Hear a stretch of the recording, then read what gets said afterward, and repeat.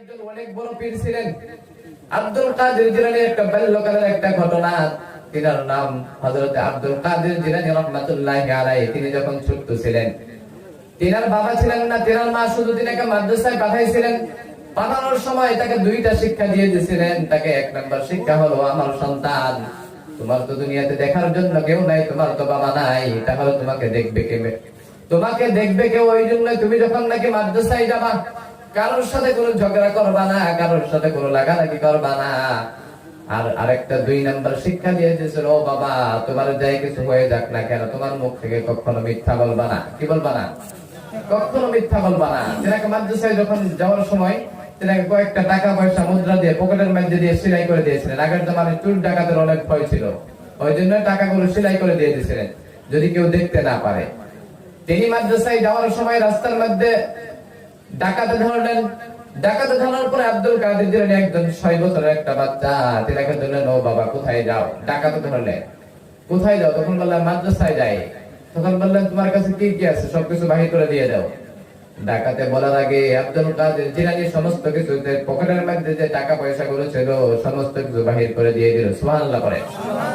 ডাকাতে মানে চিন্তা করে, জীবনে অনেকবার চুরি করেছে, এইরকম মানুষ কোনোদিনও দেখি নাই।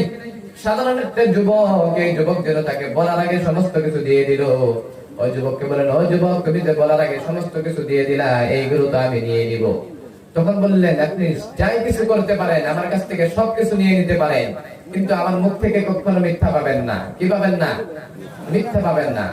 আব্দুল কাদের জিলানী যে গ্রামে, যে অঞ্চলে বাস করতেন, ওই যেরকম বড় নাকি আব্দুল কাদের একজন পীর, ওই রকম বড় তার সেইতে একজন বড় চোর ছিলেন ওই গ্রামে। কি ছিলেন? অনেক বড় চোর ছিলেন। আব্দুল কাদের জিলানী যে গ্রামে বাস করতেন, ওই গ্রামে তার সেইতে একটা বড় চোর ছিলেন। চোর গত 30 বছর থেকে চুরি করে আব্দুল কাদের জিলানী তিনার বাড়িতে, যে গ্রামে বাস করতেন, গত 30 বছর থেকে চুরি করে, কিন্তু কোনোদিনও ধরা পড়ে নাই। কি করে নাই? গত 30 বছর থেকে চুরি করে, কিন্তু কোনোদিনও ধরা পড়ে নাই। তাহলে চোরটা কি ফার্স্ট ক্লাস চোর না সেকেন্ড ক্লাস চোর? সবাই কথা বলেন, শেষ করে দিব, কথা বলবেন ইনশাআল্লাহ। বলেন, চোরটা ফার্স্ট ক্লাস চোর না সেকেন্ড ক্লাস চোর? আব্দুল কাদের জিলানী রাহমাতুল্লাহি আলাইহি যে গ্রামের মধ্যে বাস করতেন, ওই চোরটা একদিন বললেন, গ্রামের সমস্ত বাড়িতে চুরি করেছি, এই গ্রামের সব বাড়িতে চুরি করেছি, কিন্তু একটা বাড়িতে চুরি করি নাই। তার বাড়িটা কি? কার বাড়ি এটা? আব্দুল কাদের জিলানীর বাড়িতে একজন চুরি করে নেই, গত 30 বছর থেকে চুরি করি।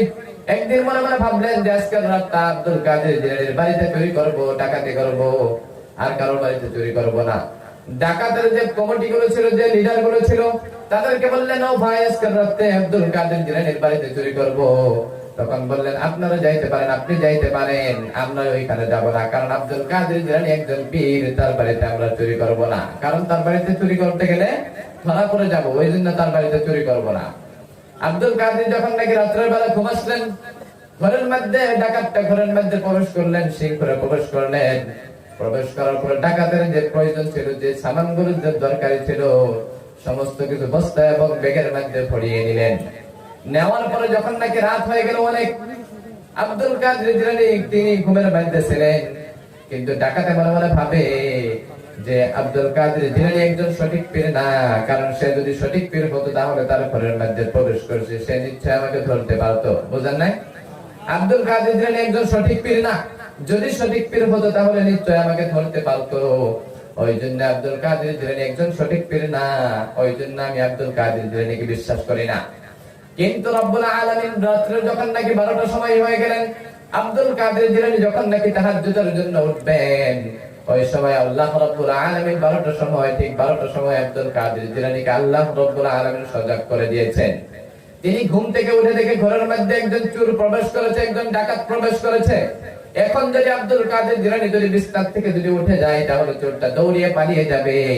ওই জন্য আব্দুল কাদের জিলানী মনে মনে ভাবলেন যে আমি এখন বিছানা থেকে ওঠা যাবে না, আমি এখন বিছানা থেকে ওঠা যাবে না, আমি যদি উঠি তাহলে চোরটা দেখে আমাকে দৌড় দিবে না, ওই জন্য এখন উঠবো না। তিনি ঘুমের থেকে সমস্ত কিছু দেখতেছে, আর চোরটা ভাবতেছে আমাকে কেউ দেখে নাই।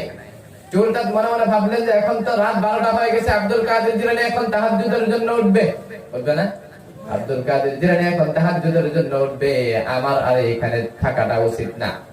চোরটা যখন নাকি ভাবলেন বস্তাটা নিয়ে, ব্যাগটা নিয়ে যখন নাকি দরজা খুলতে যায়, বস্তা নিয়ে যখন নাকি দরজা খুলতে যায়, দরজাটা লক হয়ে যায়। আর বস্তা রেখে যখন নাকি দরজাটা খোলার জন্য চেষ্টা করে, ওই দরজাটা অটোমেটিক খুলে যায়। বলেন সুবহানাল্লাহ। বস্তা নিয়ে দরজা বন্ধ, আর বস্তা রেখে দরজা খোলা। সবাই বলেন, বস্তা নিয়ে দরজা বন্ধ আর বস্তা রেখে দরজা খোলা। এটা কে করতেছে? আল্লাহ। কিসের জন্য জানেন? আব্দুল কাদের জিলানী প্রতিদিন রাত্রের বেলা আয়াতুল কুরসি করে ঘুম আসতো। ওই দিন না ঘুম থেকে যখন নাকি উঠলেন, ওঠার পরে দেখেন রাত তাহাজ্জুদের সময় ওভার হয়ে যাইতেছে। তিনি মনে মনে ভাবলেন যে এখন তো উঠতেই লাগবে। আব্দুল কাদের জিলানী যখন নাকি ঘুম থেকে উঠলেন, চোর মনে মনে ভাবে কমসে কম আমার নিজের জানটা এখান থেকে নিয়ে বাঁচার দরকার আছে না নাই? আছে না? যে চুরি তো অনেক করতে পারবো, আজকে হয়তো এগুলো রেখে দিয়েই চলে যাই, আজকে আর চুরি করার দরকার নাই। তিনি যখন বস্তাটা, ব্যাগটা যখন রেখে দরজা খুলতে যায়, চোর যখন বস্তাটা রেখে যখন দরজা খুলতে যায়, এমন করে লক হয়ে যায় যেরকম করে নাকি বাহির থেকে কে যেন তালা দিয়ে দিয়েছে। বলেন সুবহানাল্লাহ। এখন বস্তা নিয়েও দরজা বন্ধ, বস্তা রেখেও দরজা খোলা, আর বাহির হইতে পারতেছে না। কেমনে করে বাহির হবে? যখন নাকি আব্দুল কাদের তাহাজ্জুদের জন্য উঠলেন, দৌড় দিয়ে গিয়ে চোরটা আব্দুল কাদের জিলানী যে বিছনার উপরে ঘুমাচ্ছিলেন, ওই বিছনার নিচে গিয়ে পালিয়ে গেলেন। কোথায় পালাইলেন? কোন বিছনা? আব্দুল কাদের জিলানী যে বিছনার উপরে ঘুমাচ্ছিলেন, ওই বিছনার নিচে পালিয়ে গেলেন। যাওয়ার পরে আব্দুল কাদের জিলানী তিনি ঘুম থেকে উঠলেন। ওঠার পরে তিনি মনে মনে ভাবে এখন কেমনে করে বাহিরে যাওয়া যায়। কিন্তু চোরটা বিছনার নিচের থেকে ভাবতেছে আমি এখন হয়তো এখন বাড়তে পারলাম না, কিন্তু আব্দুল কাদের জিলানী তো এখন তাহাজ্জুদের জন্য বাহির হয়ে যাবে। আব্দুল কাদের জিলানীর পিছে পিছে আমি ওই দরজা দিয়ে বাহির হয়ে যাব। কি করব? আব্দুল কাদের জিলানী তো ওযু করার জন্য যাবেই, আমি তার পিছনে পিছনে আমিও বাহির হয়ে যাব। কিন্তু আব্দুল কাদের জিলানী বিছনার উপর থেকে ভাবতেছেন আমি যদি এখন যদি ওযু করতে যাই, বাহিরে যদি ওযু করতে যাই, তাহলে নিশ্চয় চোরটা আমার পিছনে পিছনে বাহির হয়ে যাবে। এই জন্য আমি আজকে ওযু করতে যাব না। কি করব না? চালাক কেউ কম না, কম কি? কিন্তু চোর মনে মনে ভাবতেছে আমি আব্দুল কাদের জিলানী বাহির হলে আমি বাহির হব, আর আব্দুল কাদের জিলানী কি বাহির হবে? হবে না। তিনি ঘরের মধ্যে মাটি ছিলেন, ওই মাটির মধ্যে তায়াম্মুম করে নিলেন। মাটির মধ্যে তায়াম্মুম করে নিয়ে আব্দুল কাদের জিলানী যখন নাকি যায় নামাজে দাঁড়াইয়া যায়, যখন নাকি নামাজের সময় শেষ হয়ে গেলেন, নামাজ শেষ হয়ে গেলেন, আব্দুল কাদের জিলানী তিনি বিছানার উপরে আবার শুয়ে পড়লেন। কিন্তু ওই চোরটা যখন নাকি বিছানার নিচে আছেন, চোরটা তো এইটা কিছুই বুঝে না। ওই জন্যই আলিমুল আমাদেরকে ভুল ধরা আমাদের জন্য সম্ভব না। ভুল ধরা যাবে কি? আমরা হয়তো কিছু জানি না, কোন আলিমুল আমাদেরকে ভুল ধরার দরকার নাই। আছে কি? অনেক মানুষ দেখবেন আলিম হয়ে একজন আলিম হয়ে আরেকজন আলিমরে গালি দেয়, তাই না?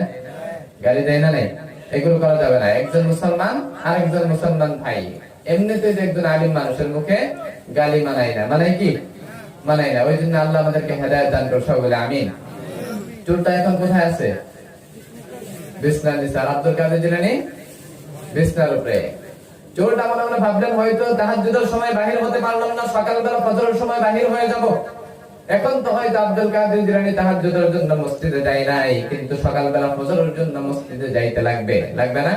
আব্দুল কাদের জিলানী এমনিতে একজন ইমাম ছিলেন, মসজিদে তো যাইতে লাগবেই। লাগবে না? নাই। তিনি মনে যখন নাকি ফজরের আযান হয়ে গেলেন, মুয়াজ্জিন আযান দিলেন, আল্লাহু আকবার আল্লাহু আকবার। আযান দেওয়ার পরে আব্দুল কাদের জিলানী ঘুম থেকে উঠলেন। ওঠার পরে মনে মনে ভাবে আমি যদি এখনো যদি ফজরের নামাজের জন্য যাই, তাহলে চোরটা আমার পিছনে পিছনে আউট হয়ে যাবে। কিন্তু চোরটা মনে মনে ভাবতেছে হয়তো এখনো অনেক সময় আছে, সকাল হওয়ার জন্য এখনো অনেক সময় আছে, বাহির হওয়া চান্স আমার আছে। চোর এখনো কিন্তু হার মানে নাই। মানছে কি? মানে নাই। যখন নাকি ফজরের আযান হয়ে গেলেন, আযান হওয়ার পর আব্দুল কাদের জিলানী বাহিরে যায় না, তাহাজ্জুদের মতো করে এরকম করে আবার যায় নামাজের মধ্যে দাঁড়িয়ে ফজর নামাজ আদায় করে নিলেন। নেওয়ার পরে ফজরের সময় সমস্ত মুসল্লিরা মসজিদে নামাজ পড়ে। তেনারা মনে মনে ভাবতেছেন হয়তো আব্দুল কাদের জিলানী কোনোদিনও ফজরের নামাজ মসজিদে না এসে আদায় করে নাই। কোনোদিনও আব্দুল কাদের জিলানী মসজিদে না আসে থাকতে পারে নাই। কিন্তু আজকে হয়তো ফজরের সময় আসা নাই, হয়তো কোনো বিপদ হয়েছে, কোনো অসুবিধা হয়েছে। ওই জন্য আব্দুল কাদের জিলানীকে একটু দেখার জন্য যাই। যাওয়া দরকার আছে না? আপনাদের মহল্লায় যদি প্রতিদিন ইমাম সাহেব যদি ফজরের সময় নামাজ পড়ায়, যদি একদিন না আসে দেখার জন্য যাবেন না? যাবেন না? নাই। ওই রকম করে সমস্ত মুসল্লিরা ইমাম সাহেবকে দেখতে গেলেন আব্দুল কাদের জিলানীকে। বাড়ির সামনে গিয়ে আব্দুল কাদের জিলানীকে বললেন, হুজুর আসসালামু আলাইকুম ওয়া রাহমাতুল্লাহ। সালামের উত্তর দিলেন, ওয়া আলাইকুম সালাম ওয়া রাহমাতুল্লাহ। হুজুর আপনি আজকে সকালবেলা মসজিদে কেন আসলেন না? হুজুর আজকে মসজিদে ফজরের সময় কেন আসলেন না? আপনার কি কোনো বিপদ হয়েছে? আপনার কি কোনো অসুবিধা হয়েছে? কোনো বেমার আজার হয়েছে? তখন বললেন না, আমার কোনো অসুবিধা হয় নাই, আমার কোনো বিপদ হয় নাই। তাহলে আপনি মসজিদে আসলেন না কেন? তখন বললেন, আমি মসজিদে কেমনে করে যাই? মসজিদের ইমাম সাহেব তো আমার বিছনায় নিচে। কোথায়? চুলটা কি সারা রাত ভাবছে কি? চুলটা মনে মনে ভাবে আমি ঘরের মধ্যে একা আছি, কেউ জানে না। আব্দুল কাদের জিলানী যখন নাকি বললেন, আমার বিছনার নিচে ইমাম সাহেব, তাহলে আমি মসজিদে কেমনে করে যাই?